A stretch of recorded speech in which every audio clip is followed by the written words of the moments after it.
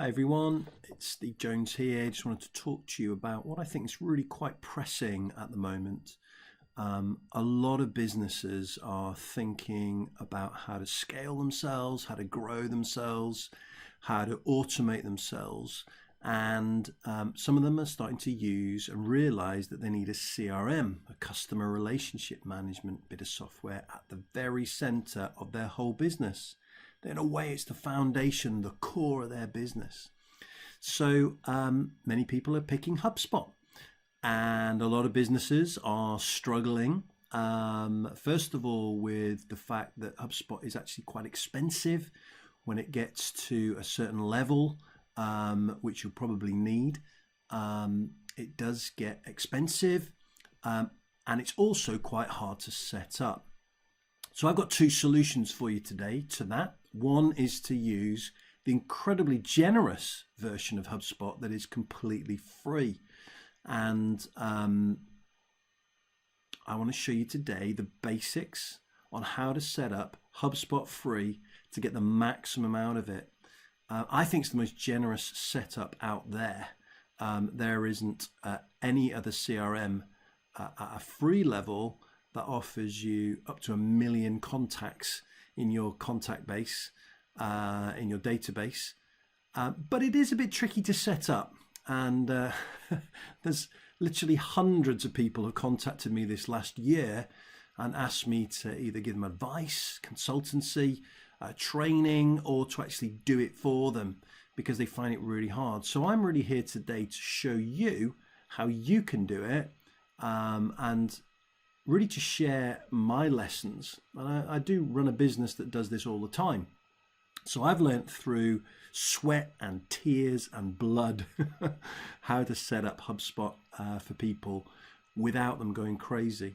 So we're going to be looking at this today, and I think it's going to be great. It probably will save you loads of time and loads of money, and also will develop your business and put it in a really good place to grow it in the future. Not just a business, but a cause or a charity, a non-profit, whatever. It could be really profitable for you to get a CRM in the middle, because the CRM can drive the automations, can drive the communications, and be can drive the marketing, can drive the sales, can drive the service. The whole kind of customer journey can be based around your CRM, particularly one like HubSpot, which calls itself a full stack CRM, which is great. At the very end, I'm going to talk to you about some of the limitations. So at the end of this session, I'll talk to you about some of the limitations about free HubSpot, because there are some built in, obviously. They do want you eventually to buy it. But there are ways around this, and I want to show you actually some of those methods as well. So I'm called Steve Jones, and I run a company called Habits and Movements, where we're particularly working with people to develop themselves and their businesses around habits and movements, giving them the right tool set, the skill set, and the mindset to get things transformational for them. So that's a little bit about me. So I want to show you now, click on a little bit here. There's me again. Perhaps a quick tour of how we actually set up HubSpot. So I'm going to give you, click through some of these. We're going to look at some security, how to set it up securely. It's really important to get your HubSpot secure at the very start. It'd be horrible if it got hacked, wouldn't it? It'd be horrible if it collapsed and wasn't backed up. Get that sorted. It'd be horrible if you break GDPR rules, particularly if you're in, obviously, the European Union. It's good practice for anywhere in the world, but in the European Union, we've got a thing called GDPR, and I'll show you how to set that up within HubSpot as well. How to get it to speak to your website. I mean, the power in that is actually phenomenal, where literally, even in the free HubSpot, people that arrive on your site can be tracked, and what pages they go to, can trigger all kinds of actions, can help you in getting to know that person, what they're interested in. Therefore, you can market to them in a lot more powerful way. Really important stuff. WordPress, the WordPress plugin for HubSpot the other way around. The HubSpot plugin for WordPress is incredibly powerful. It will also, I've talked about tracking. It will also create forms and put forms into your website, HubSpot forms. It can also generate kind of privacy policies and cookie policies, cookie pop-ups. That's all just a little bit of code about that big. It's pretty phenomenal, actually. We need to set up how to send the mail. These are some of the things that people forget and don't set up properly, and it can really mess up your HubSpot. How to transfer your data. You may already have a big database that you want to bring into HubSpot. This can be a minefield. I'm just going to show you some clues on how to do that today. How to set up your database properties, the fields. It's not just first name, second name. There are literally built into HubSpot. There are hundreds of properties, but you can also do custom properties like bought this product, bought that product, this type of event, came to this event. All kinds of data you can store using properties. What HubSpot calls properties, we call those, a lot of people call those database fields, don't they? How to create emailing lists to send to people. HubSpot will do that. HubSpot Free will do that for you. HubSpot Free as well will give you unlimited users, which is phenomenal, really. That you can have your whole team as part of a free HubSpot setup, which is excellent.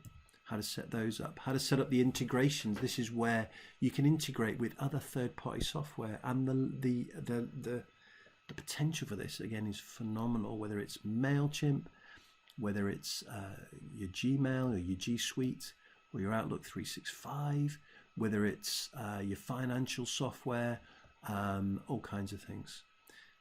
We need to set up our email accounts and to set up our forms that we're going to embed within our websites that are going to pull in the people. When people fill in these forms, it gets pulled in straight into the HubSpot database, and then the HubSpot database can start sending out responses and things like that. So again, really powerful. Another great thing that I love within HubSpot is deal stages. I'm going to visually show you this in a minute or two. I'm sorry it's rambling on a little bit, but you can drag people along the deal stages and the sales. Again, powerful stuff. These are all free tools. You get templates and snippets. How to set up meetings, like, you know, Calendly. Everybody's going Calendly crazy, aren't they? Where you can actually send people an invite and they can see inside your diary, or parts of your diary anyway, and see when you're available, book in. It reminds them. That can be integrated with Zoom, etc.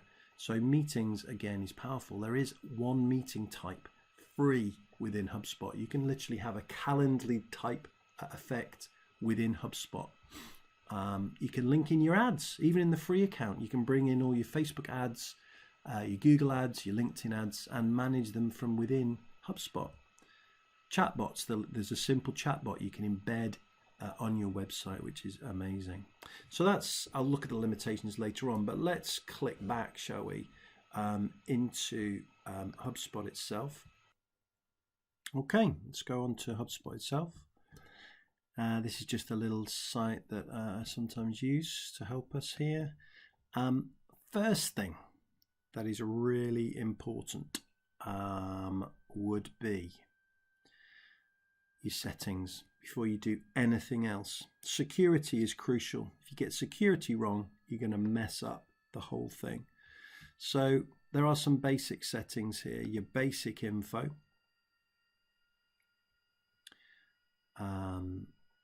Which obviously would be some of your telephone numbers and your dates and your security. So in your security, you can set up in here two-factor authentication, which is quite good. I use a Google authenticator, but you can use SMS as well. Backup codes, just make sure you've got all that set up. I would do two-step authentication straight away. It's so important to get that on. And then you're moving into your account defaults. Now, one of the great things about HubSpot is they took GDPR very seriously indeed. And actually, I've got a button here. Now, if you press that button, if you tick that button right here, you will find that a whole load of functionality is turned on throughout HubSpot. One of them is it will not allow people to be logged into the CRM, or to have emails sent to them, unless certain permissions have been given. So it locks the CRM, it locks HubSpot to stop you sending things out where people have not given you explicit permission. I mean, that can be an incredible bind, but it also stops you breaking the law, particularly in Europe. It will stop you sending marketing emails to people that haven't given you permission to do that. It will stop you contacting people for sales when people haven't given you permission to do that. So one of the big things to set up is these subscriptions. They're called subscriptions. And every person on your CRM has got by default a page that is made for them where they can unsubscribe or add to any of your subscription permissions. So it's really important to get your head around this. For all this stuff, by the way, with HubSpot, there is an incredible HubSpot Academy where you can put in, let's quickly just go there, where you can put in, and this is all free, which is one of the things I love about HubSpot. The education is second to none. There are literally hundreds of courses, lessons. Some of them are accredited. I think this was an accredited course I did here in Inbound, you know, certificated, that you can tell people I've done this. So it's excellent. So there are literally hundreds of mostly video driven courses. So if you wanted to find out more about permissions, about subscriptions, and anything I talk about briefly in the next while, because I'm going to be touching very briefly on these things. This is not the complete course. This is like just giving you a taster of the kind of areas you need to be setting up, but you'll get most of it. So workflows and subscriptions, that'll certainly be GDPR. Cookies, there are rules about cookies, and you need to create yourself a privacy policy. And again, HubSpot has got a default one that they will actually just let you borrow or have, that you can edit for your own company. So these are all found on the accounts defaults in this page here. Now, some people turn on two-step verification, which we'll find later on as well. And that's where, double opt-in. That's where when somebody fills in a form on your website, rather than getting sent the course or the email straight away, they'll actually be sent an email that says, do you really want to subscribe to Steve Jones's email? And that's, again, best practice. Not legally in most countries, but it is best practice. So that's perhaps security and GDPR, how we're covering that. So next on our list, we have our WordPress plugin. I think I mentioned that earlier on. Really important stuff, and I think I'll cover integrations in here as well. So your integrations are all found here.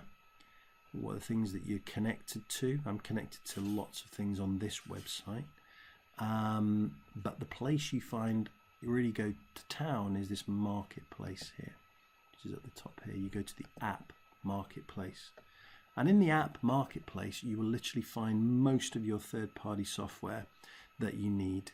You can probably recognize a lot of these popular apps. Let's just look at the popular ones first of all. I use a lot of these, and this is the one you want, the HubSpot for WordPress. This is where you can integrate and put on your WordPress site. Most business websites in the world are actually done on WordPress, funnily enough, and it's dead easy. You just log in, download the plugin in your HubSpot, in your WordPress panel, put this number. I won't show. Well, there it is now. It's a bit scary, just showing you my HubSpot number, but that's not a hidden number. I'll show you my clients as well. I will delete those later on so you can't see them. But you put that number actually into the number that you find behind the black bar here, into HubSpot itself, into WordPress, and then it automatically sorts out, which is super. So that's your WordPress, and I think I mentioned some of the benefits of having a WordPress connection. It will track the people on your website, telling you what pages they've visited.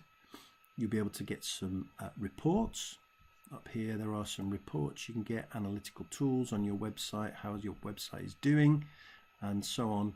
So again, very, very powerful bit of software that you can put on. It will also pull in all the information from the forms on your website, and it can also produce cookie pop-ups, which are a legal requirement, particularly, I think in the States as well, actually. There's a little bit of sort of back-end stuff that you need to get your head around. That's really quite important when it comes to domains. So linked domains, these are quite key as well. So it's in your tracking code, I think. This is where your tracking code. You can also get your tracking code from here. If you want to, if you have a website that isn't WordPress, you can actually take some tracking code here and copy and paste that into your other website, whatever type of website really, which is great as well. So when you're looking for your email setup, it basically you just go into your branding, which is account defaults, and you're adding in here your company domain, and that then knows that that is a sound domain, and we'll be using that for later on as well. So that's a pretty important bit of the setup. Make sure you get your domain name in here and all your details as well. Now you're going to be bringing and importing data. A lot of you have already got databases already, and here there is a really powerful import and export. So what's great about free HubSpot is if you do ever choose to go to another CRM in the future, you can actually export your contacts or your companies or even your deals, which is really powerful. So you can export and import here. I'm going to be creating soon a help on how to import particularly spreadsheets into either CSVs or Excel spreadsheets into HubSpot, and how to kind of track the fields to the properties, what HubSpot calls properties. We sometimes call fields. So this is where you import and export data, so you can literally populate your contacts database, which is up here, full of all the contacts you've had up to now as well, which is absolutely brilliant. Now you will find that your contacts have different properties. Now the properties mechanism within HubSpot is excellent, and again free, and again you can add pretty much, I think you're allowed up to 10 custom properties, which is great. Let's just get there. So, but they have hundreds. There are literally, look at this, there's over 110 default properties within HubSpot. Now they're either contact properties or company properties or deal properties, which we're going to talk about a lot more later. Okay, so you can create and edit already. Some of these you can't edit if HubSpot has made them. A lot of them you can't actually edit because they're there by default, but the properties is just so powerful. And also you can show, you can edit where the order that you want those properties to appear. So let me just give you an example of what I mean. If I went to contacts and companies here, and I wanted under my contact records, which are up here, I'm not going to particularly show you that, but you can click on a contact record, and if you don't want first name at the top, you want first name down the bottom, you don't really care about first name, although a lot of us do, or you don't care about age isn't significant, you can literally move that property off your lists and make it disappear or make it go to the bottom of your list of properties. So you can add new properties, you know, what's their favorite shop, what's their etc, their favorite method of being communicated to, etc. So that's really good as well. You can do so much editing you can do even within free HubSpot, which is excellent. Now that's properties. Really important thing is going to be creating your lists. Now let's just quickly go to some of these lists. These are your basically your emailing lists, and important for you to kind of think through what kind of lists you would like. By default it creates a few anyway, but you can actually create your own lists, and HubSpot has two types of lists. It has active lists or a static list. A static list is basically you add contacts to the list or take contacts away from the list, so it's static. An active list has a rule attached to it. So let's say somebody comes in through a certain method, a form on your website, and that's the rule that will be added to an active list, and if they unsubscribe they will be taken off that list. So lists are really crucial. Think about what kind of lists you want to create for your HubSpot blasts, email blasts, which it can obviously send through this. I haven't really shown you what HubSpot does, but I'm sure you're aware of some of this. That email, you can email a list. Okay, so emailing a list is another important thing to think about and to get set up. Users is crucial in this as well. So if we go back to our settings, it's always this little sort of cog icon up here, and users are right at the bottom. We always forget about this one. There it is. And in users you can add as many users as you want and give them certain permissions. I'm obviously giving myself super admin, but you might want to create somebody that can only access the marketing, or somebody that can only access the sales, and you want to keep the people from the big red button that says delete site. You don't want to give many people that button. So you can give people certain permissions within the create user. Let's just have a quick go at that. Actually, they need to get back to me. It sends them an automatic email, gives them information on what to do. Let me just show you this. I think it's quite important. So as you can see here, you can either let them view everything or only stuff that's owned by them. Okay, again, CRM, don't give them the ability to import like we were talking about earlier on. And so there are certain powers within contacts, within marketing, within sales, within service, reports. There's so much here, but by default it's normally pretty protected. But have a quick look through those. When you set up your users, make sure you're not giving them too much power, but you are also giving them enough power to do their job properly.